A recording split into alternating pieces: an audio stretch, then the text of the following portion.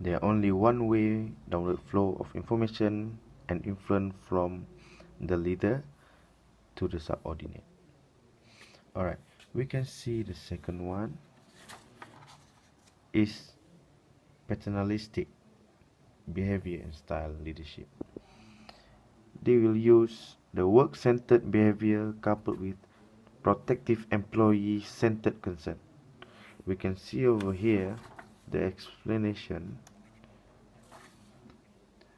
The paternalistic leader and the subordinate, there will continual interaction and exchange of information and influence between the leader and subordinate. Alright.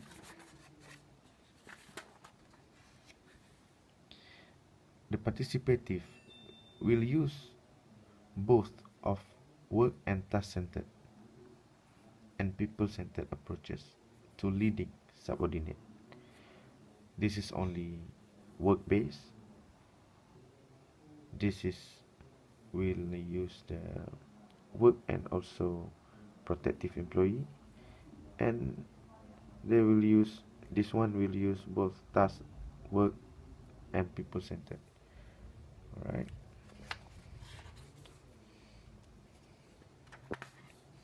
If you can see over here, this is the managerial grid. You can see this concern for people and relationship of the workers is over here. This is the low, this is higher, and this is concern for production and task. This is high and this is low. For management style over here, the exertion of maximum effort to get required work done is appropriate to sustain organizational membership. It's very low for the production and also low for the relationship. It's over here, it's very tension a bit. The efficiency of operation result for arranging condition of work in such a way that human element interface to a minimum degree. Alright, the work is very high here, but the relationship between the workers and between the subordinate is very low. Here is balance between the performance and people relation. This is more on people relation, but the atmosphere is very good here, but the production is not that high. Here is the balance one. The work accomplishment from committed people interdependence through common stake in organization purpose lead to relationship of trust and respect. This is very good, but that's too good to be true.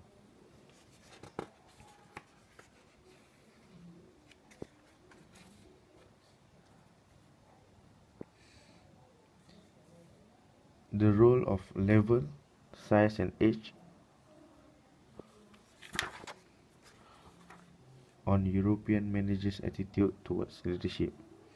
Higher level of manager tend to express more democratic values than lower level manager in some countries. In other countries, the opposite is true. The company size tend to influence the degree of participative autocratic attitude. Younger managers were more likely to have democratic values in leadership and initiative, information sharing, and objective. Okay, now I would like to talk about international leadership. The first comparison is between the Japanese and American, how their senior managers process information and learn. See, the Japanese execs are taught and tend to use variety amplification which is the creation of uncertainty and the analysis of many alternatives regarding future action, whereas the US execs tend to use variety reduction, which is limiting uncertainty and focusing action on a limited number of alternatives. While in China, the new generation group scored significantly higher on individualism than did the current and older generation groups. They also scored significantly lower than the other two groups on collectivism and Confucianism. These values appear to reflect the period of relative openness and freedom, so-called the social reform era, in which these new managers grew up. They have had a greater exposure to Western societal influences, resulting in leadership styles similar to those of Western managers. So now, let's have a look at the leadership styles in other developing countries. Managerial attitudes in India are similar to Anglo-Americans towards capacity for leadership and initiative, participation and internal control, but different in sharing information and objectives. Leadership styles in Peru may be much closer to those in US than previously assumed, and developing countries may be moving towards a more participative leadership style. Recent findings have found out that leader behavior, leader effectiveness, and leading teams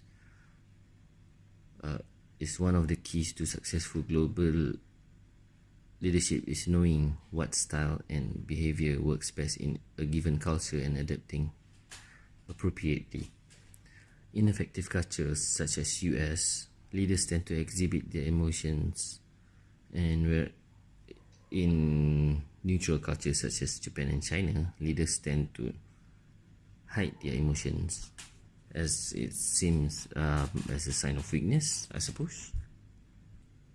So now let's talk about cross-cultural leadership. There are 6 insights from the Globe study.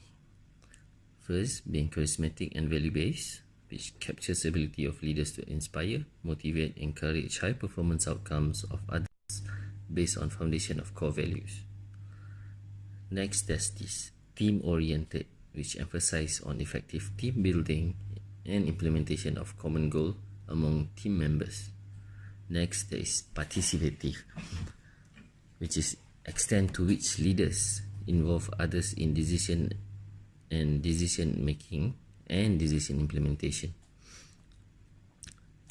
Next, there is the human-oriented, comprises of supportive and considerate leadership. There is also the autonomous, which is independent and individualistic leadership behaviors. And last, there is self-protective, which ensures safety and security of individual and group through status enhancement and face saving. Okay, so that's about everything in chapter 7, topic 13, leadership in the international context. Thank you for your time and your guidance. Thank you very much.